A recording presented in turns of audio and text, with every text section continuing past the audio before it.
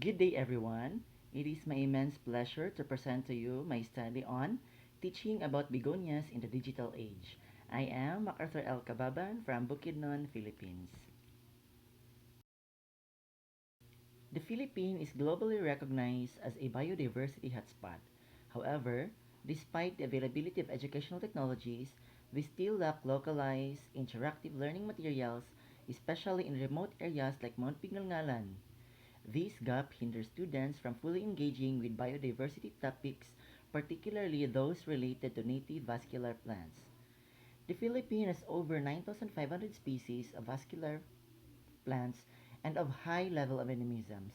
However, many forested areas like Mount Pingalngalan in Bukidnon, Philippines remain unexplored. While other mountains have been studied, there's a clear need to document and educate about biodiversity in this region of Bukidnon. Our science is grounded in three powerful and interconnected pillars: explore, conserve, and explain, each driving missions as an educator to better understand and protect plant life. First, we explore, seeking a deeper understanding of plant life on Earth and its critical contributions to humanity. From biodiversity assessments to ecological research, exploration allows us to uncover the hidden roles plants play in sustaining life, providing food, medicine, shelter, and regulating our climate. Next, we conserve, actively working to protect plant biodiversity both locally and globally. This means not only documenting rare and endangered species, but also advocating for sustainable land practice, supporting conservation programs, and collaborating with communities and institutions to preserve ecosystems for future generations. Finally, we explain by enthusing, enabling, and educating people about the value of plants and the importance of environmental sustainability through science communication, curriculum integration, and public engagement, we make knowledge accessible, sparking curiosity and action towards a greener and more informed society. Together, these pillars guide our work from field to research to classrooms, ensuring that the science of plants is not only understood but also protected and shared. Many existing field guides are outdated, text heavy, or not aligned with the curriculum. Most also fail to integrate multimedia tools. While some schools here in Bukidnon use virtual labs, few of these are designed around local biodiversity. These disconnect between what's available and what's needed in the classroom limit students' engagement and ecological understanding.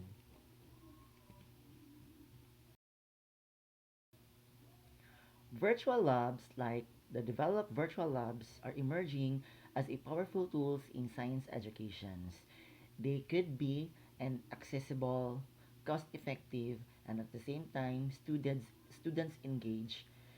They serve as a simulations to scientific process and create dynamic learning experiences. These virtual platforms help bridge the gap between theoretical knowledge and practical applications, especially in schools with limited access to physical labs or fieldwork. The field guides have always been essential in biology education because I myself is an educator. They support plant identification and help students connect classroom learning with real-world ecosystem. Today, integrating these tools into virtual environment makes them even more relevant, especially for digital native students here in Bukidnon. Unfortunately, our rich biodiversity is increasingly threatened by deforestation, agricultural expansion, and other human activities. These lead to habitat loss and ecosystem decline. Educating the youth about local biodiversity is one of the most sustainable ways to promote conservation awareness and action. The study aims to develop and implement a virtual laboratory field guide and accompanying workbook. These tools are designed to enhance students' understanding of avascular plants, taxonomy, and promote inquiry-based learning using local species from Mount Pingalngalan, Kalatungan Range Protected Area in Bukidnon, Philippines. This study is significant to different stakeholders, focusing on conservationists and policymakers, students and learners, the Department of Environmental and Natural Resources, scientific community, the programs, local government units, science teachers, local researchers, and of course, general publics and ecotourisms. The methods of this study focuses on three major processes. First one is of course the field expeditions wherein the researchers secure permits and of course tribal community rituals before collection of the samples. So the species samples have undergone the species concept focusing on its taxonomic descriptions, ecology, elevation, and of course the IUCN conservation status. And of course, after the species concept, the development of virtual laboratory field guide and workbook was done by the researcher. Of course, these educational materials have content validations and of course experts testing.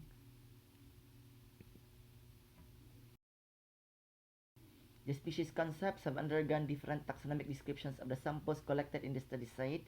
And of course, for the species ecology, noting the environmental factors such as soil type, moisture levels, vegetation structures, and proximity to water sources. Then of course, species elevation was get of each species collected in the study sites.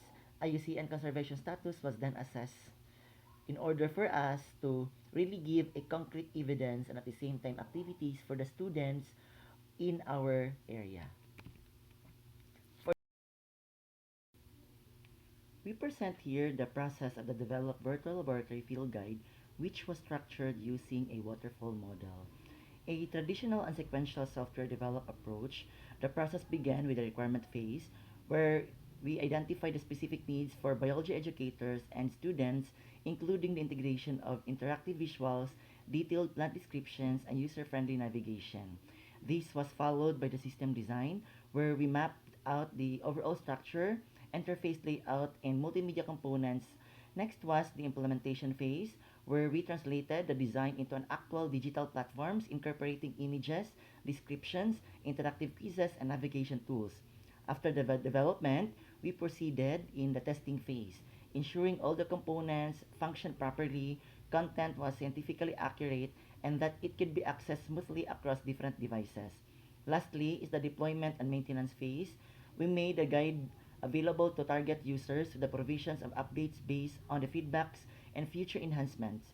Using the waterfall model allowed us to follow a clear and linear development path, ensuring each stage was completed before moving on the next, resulting in a well-structured and reliable virtual laboratory field guides.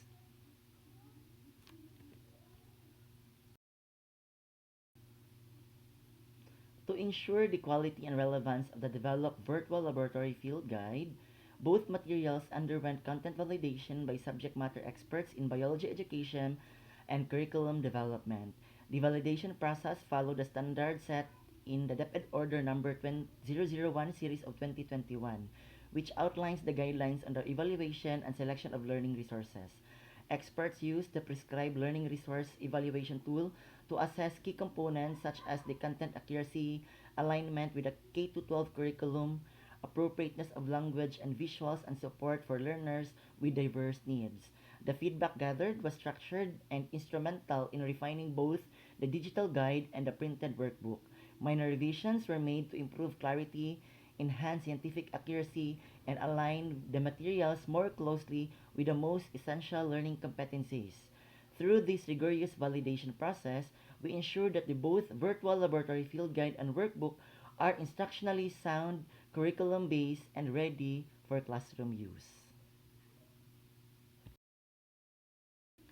To determine the reliability and overall quality of the developed educational materials, the virtual laboratory field guide, an assessment was conducted anchored to frameworks and criteria established by Adura et al. 2019, Tolentino et al. 2023, Selga 2023, Kumar et al. 2022, and Martinez and Hernandez 2023. These scholars emphasize the importance of evaluating the instructional materials based on several key dimensions such as content quality, instructional alignment, engagement, and usability. Using structured evaluation tools adapted from their studies, feedback was gathered from educators, experts, and pilot users. The results of the assessment were then statistically analyzed to determine the internal consistency of the instrument. The analysis yielded a high Cronbach alpha coefficient of 0.993, indicating excellent reliability. This means that the items used to evaluate the materials were highly consistent and reliably in measuring the intended quality criteria. The high reliability score along with the qualitative feedbacks confirm that the virtual laboratory field guides are educationally effective, well structured, and suitable for classroom unyielded based instructions in biology.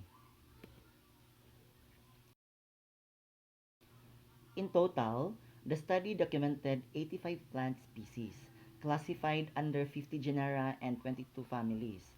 Each species were carefully examined in terms of its taxonomic characteristics, ecological preference, elevation range, and conservation status.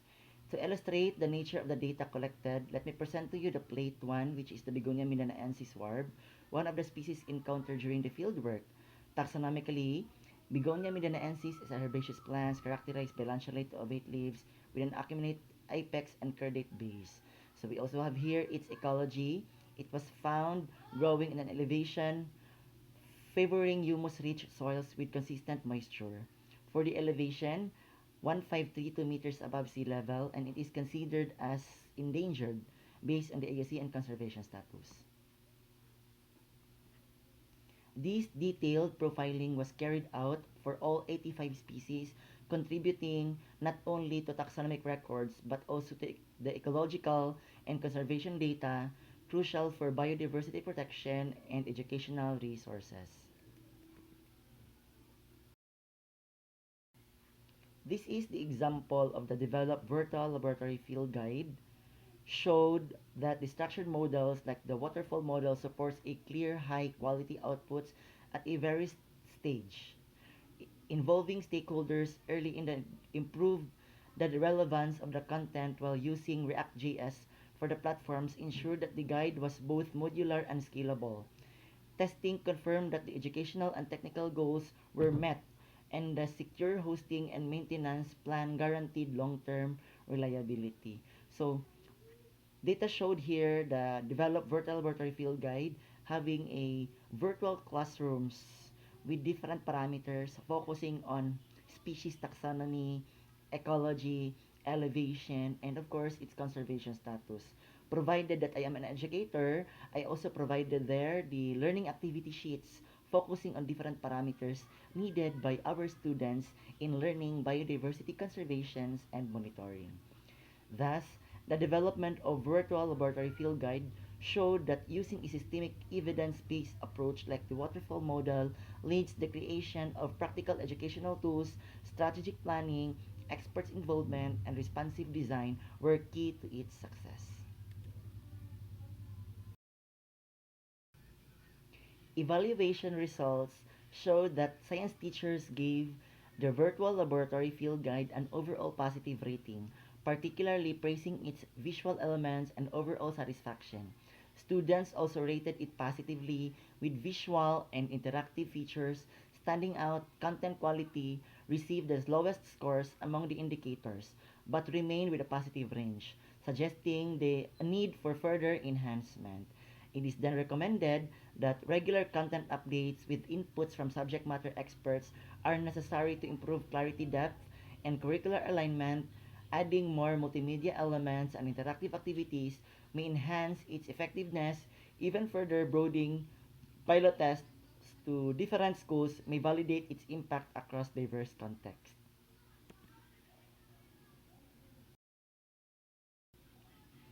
So, this is the developed virtual laboratory field guides during the implementations featuring the web-based virtual laboratory field guide to some of my students.